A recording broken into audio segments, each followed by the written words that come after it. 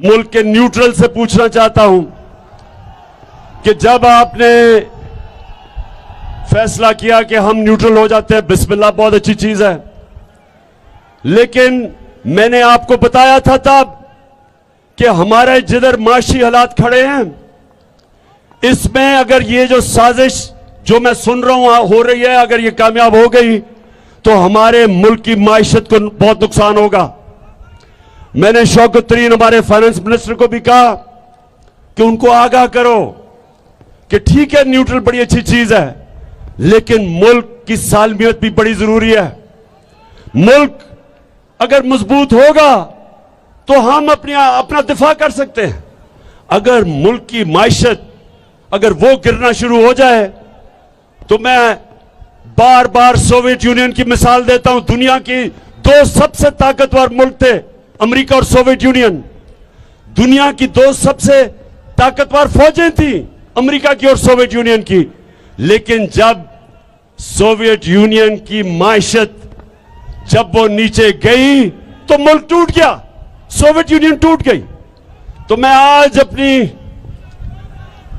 अपने न्यूट्रल्स को यह कहना चाहता हूं कि देखें, ये जो बातें कर रहे हैं कि जनाब इमरान खान के ऊपर गद्दारी का मुकदमा चलाया जाए, पहले मुझे जरा इन लोगों से सबसे पूछता हूं मैं कि लोग क्या ये जरदारी और नवाज शरीफ मेरे पे गद्दारी का मुकदमा चलाएंगे? वो लोग जिनका है ही सब कुछ बाहर, क्या वो लोग जो एक जरदारी हुसैन हक्कानी के साथ अमेरिकनों को कह रहे हैं कि मुझे पाकिस्तानी फौज से बचा लो, वो मेरे पर मुकदमा करेगा गद्दारी का? और क्या वो नवाज शरीफ जो इस मुल्क में सजाए याफ्ता, जो पकड़ा गया पनामा के अंदर, जो इसने बेटी के नाम पे 4 अरबों रुपए की प्रॉपर्टीज लंदन में ली थी, सजाए याफ्ता, मफरूर, झूठ बोल के बाहर भागा हुआ, क्या वो मुझे फैसला करेगा कि मैं गद्दार हूं?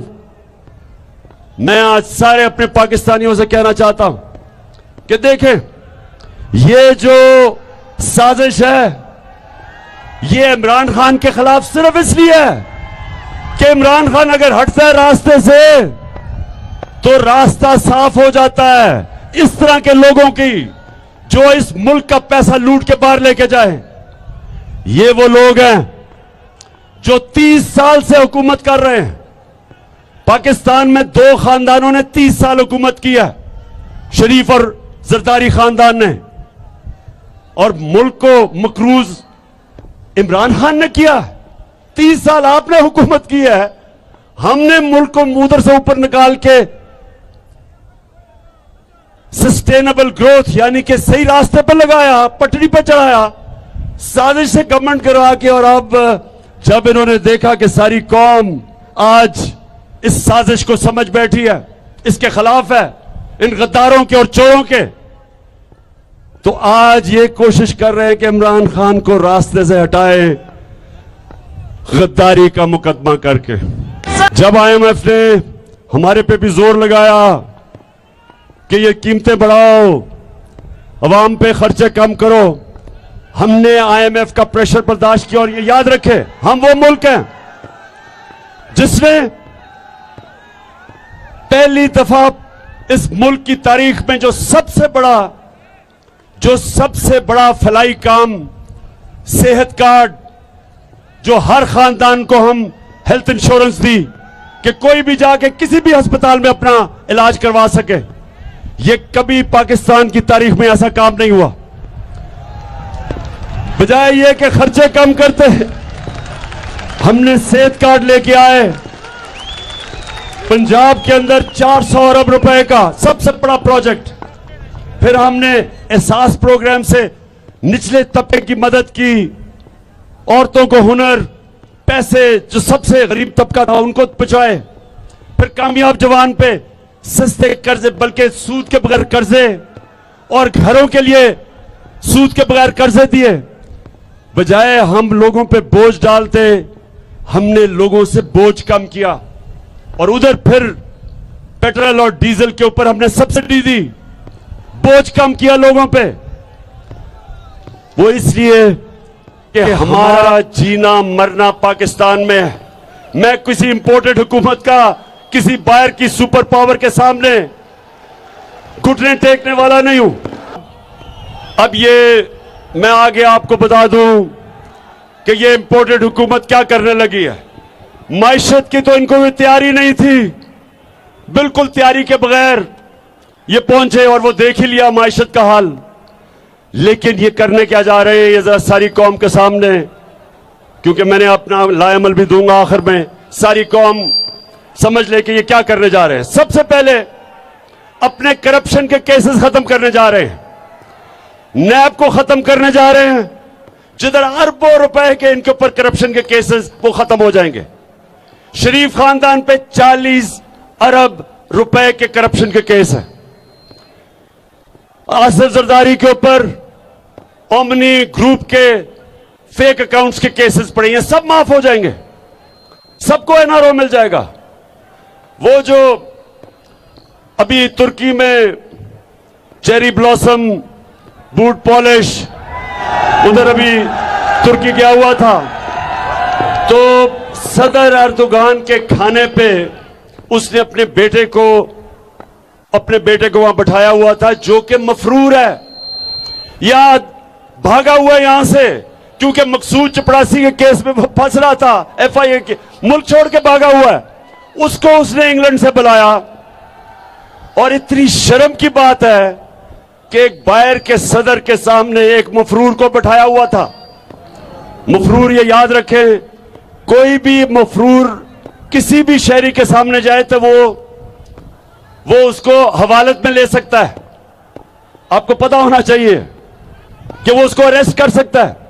तो वो वहां सदर के साथ बैठा था। और इससे क्या साबित होता है कि ये जब से चोर आए हैं, इस मुल्क की अखलाकियात भी तबाह। ये मजाक उड़ा रहे हैं पाकिस्तान के इंसाफ के निजाम का, सारे केसेस खत्म करवा रहे हैं। और पाकिस्तान का इंसाफ का निजाम सिर्फ वो हो जाएगा जिधर छोटा चोर जेलों में जाएगा और बड़े बड़े डाकू बड़े बड़े ईवानों में बैठेंगे।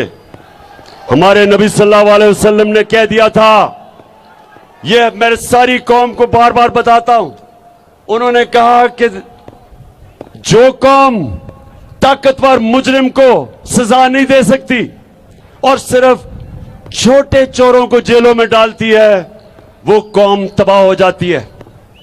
जिस कौम में इंसाफ नहीं होता वो तबाह हो जाता है।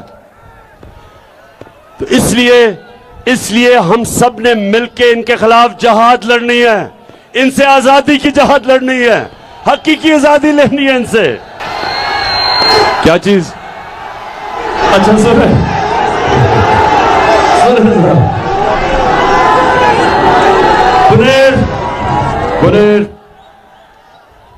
सुने जरा, इन्होंने सबसे पहले मैंने आपको बताया, इन्होंने करप्शन केस खत्म करने आए इसलिए थे। नंबर 2, इन्होंने इलेक्शन के अंदर धांधली करके पूरी तैयारी कर रहे हैं इलेक्शन जीतने की। इलेक्शन कमीशन को साथ मिलाया हुआ है। हल्का बंदियां के अंदर इन्होंने पहले से ही मैच फिक्स किया हुआ है, पहले से तैयारी की है, क्योंकि वैसे तो ये इलेक्शन जीत नहीं सकते। ये जब भी पब्लिक में जाएंगे इनको 2 नारे लगेंगे, चोर और गद्दार। तो पब्लिक में तो ये जा नहीं सकते, तो इसलिए इलेक्शन कमीशन को साथ मिला के पूरा मैच फिक्स करने की कोशिश हो रही है। दूसरी चीज, और तीसरा,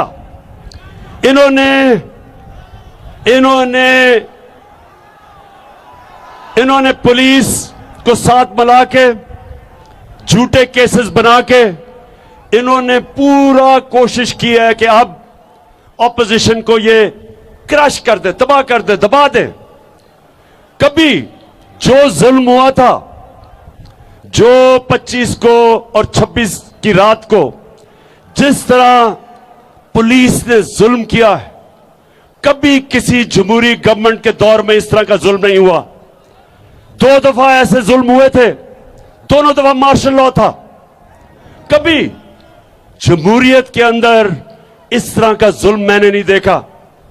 जिस तरह इन्होंने शेलिंग की, पता था कि सामने औरतें, बच्चे, फैमिलीज, कोई इन्होंने बेदर्दी से जो शेलिंग की, ऐसे आप सीन मकबूजा कश्मीर में देखते हैं जिधर हिंदुस्तान कश्मीरियों के ऊपर जुल्म करता है। ऐसे सीन जो जनरल डायर ने, जब गुलाम हिंदुस्तान था अंग्रेजों का 1919 में, उसने लोगों के ऊपर इस तरह जुल्म किया था। कभी अपने शहरियों के ऊपर कोई ये नहीं करता। और ये इन्होंने किया क्यों था? एक वजह से, दहशत फैलाने के लिए, खौफ फैलाने के लिए। बनेर के नौजवानों, ये मेरे गौर से आप बात सुनो, ये समझना है आपने। ये कोशिश क्या कर रहे हैं? ये खौफ दिलवा रहे हैं, लोगों को डरा रहे हैं। झूठे केसेस थानों में, पुलिस घरों के अंदर घुस गई, ना चादर ना चार दीवारी की परवाह की, उधर घुस के इन्होंने जुल्म किया लोगों पे, सिर्फ एक वजह से, खौफ फैलाने के लिए, कौम को डराने के लिए। तो मैं नौजवानों, अपनी कौम को एक आज पैगाम देना चाहता हूं। गौर से मेरा पैगाम सुन लें।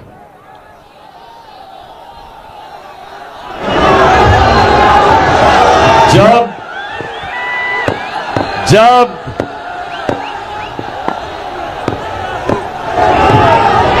हजरत इमाम हुसैन निकले, पता था कि यजीद के पास बड़ी फौज है।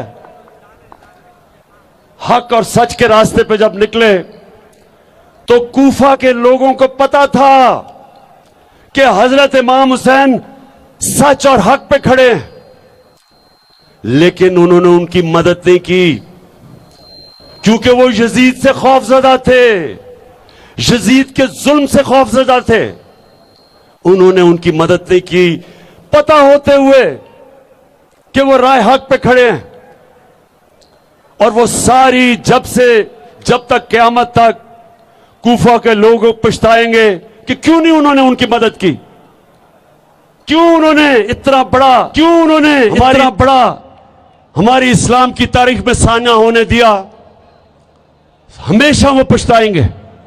और हर दौर में यजीद होते हैं पाकिस्तानियों, हर दौर में यजीद आते हैं, और हर दौर में एक कौम को मौका मिलता है कि राय हक पे खड़ी हो, यजीद का मुकाबला करे, जुल्म का मुकाबला करे, अमर बिल मारूफ पे चले। हर दौर के यजीद के सामने एक कौम के पास ये दो रास्ते होते हैं। एक, खौफ के बुत की पूजा करे और जुल्म के सामने ना खड़ा हो, और दूसरा, जहाद करे जुल्म के खिलाफ। तो मैं आज अपनी सारी पाकिस्तानी कौम को कहना चाहता हूं, यहां से बुनेर के बाशऊर लोगों के सामने मैं अपनी सारी कौम को पैगाम देना चाहता हूं कि ये है यजीद के मानने वाले। जिस तरह का जुल्म इन्होंने किया, मुझे तो बाद में खबरें आई हैं, मैं तो कंटेनर में था, मुझे तो पता ही नहीं क्या हो रहा था। मुझे तो अगले दिन पता चला आहिस्ता आहिस्ता कि इन्होंने किस किस्म का जुल्म किया है पाकिस्तान के शहरियों पे, जो सिर्फ अपना हक मांग रहे थे पुरअमन एहतजाज का। जिस तरह का तशद्दुद किया, कभी भी वो लोग जिन्हों में इंसानियत होती है, वो कभी अपने लोगों पे ऐसा तशद्दुद नहीं कर सकते। बल्कि मैं तो ये कहूंगा कि हम दूसरों के ऊपर भी कभी ऐसा जुल्म नहीं कर सकते जिस तरह इन्होंने औरतें, बच्चों के सामने टीयर गैस शेलिंग की, वो शेल इस्तेमाल किए जो दहशतगर्दों के खिलाफ होते थे।